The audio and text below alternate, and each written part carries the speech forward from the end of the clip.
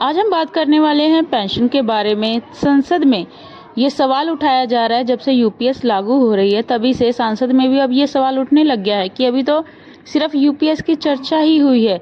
तब तक जहाँ पे भी वीडियो डलती है या फिर पोस्ट डाले जाते हैं वहाँ पर सिर्फ यही कमेंट्स आते हैं कि यदि यूपीएस इतनी ही अच्छी है तो फिर मिनिस्टर्स पर भी यही यूपीएस लागू होने चाहिए, क्योंकि जो भी मिनिस्टर हैं वो सब यूपीएस के फायदे ही बता रहे हैं। तो अगर इतनी ही फायदेमंद है यूपीएस तो फिर ये कर्मचारियों पर ही क्यों, मिनिस्टर्स पर भी यही स्कीम लागू होनी चाहिए।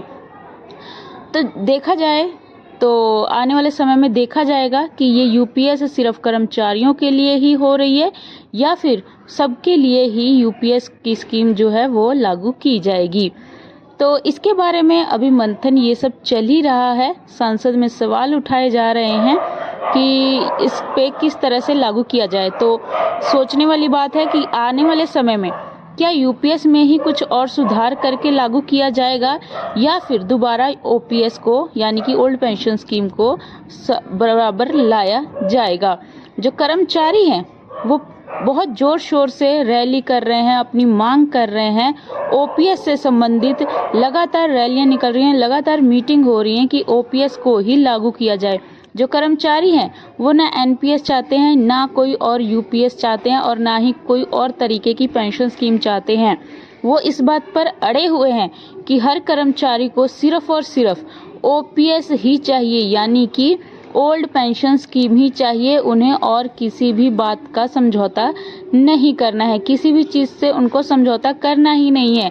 ना तो उनको एनपीएस चाहिए और ना ही ओपीएस चाहिए, और ना ही यूपीएस चाहिए, उनको सिर्फ और सिर्फ ओपीएस ही चाहिए। और अगर यूपीएस कर्मचारियों पे लागू हो रही है तो वो फिर मिनिस्टर्स पे भी लागू होना चाहिए, और ये बात संसद में भी उठ रही है।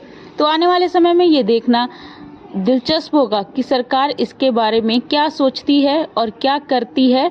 क्या वो ओपीएस को दोबारा लागू करेगी सब पे, या फिर यूपीएस को सब पे लागू किया जाएगा, मिनिस्टर्स पर भी और एम्प्लॉयज पर भी, या फिर जो मिनिस्टर्स हैं उनको ओपीएस ही दिया जाएगा और कर्मचारियों के लिए यूपीएस लागू किया जाएगा। तो अगर ऐसा होता है तो कर्मचारी बहुत ही और जोर शोर से इसका विरोध प्रदर्शन करने के लिए तैयार रहेंगे। और ये जो है वो हरियाणा में आने वाले चुनाव में भी देखने को मिलेगा इसके बारे में भी, और इसका चुनाव पर बहुत फर्क पड़ेगा पेंशन स्कीम का भी। तो देखते हैं क्या होता है। धन्यवाद।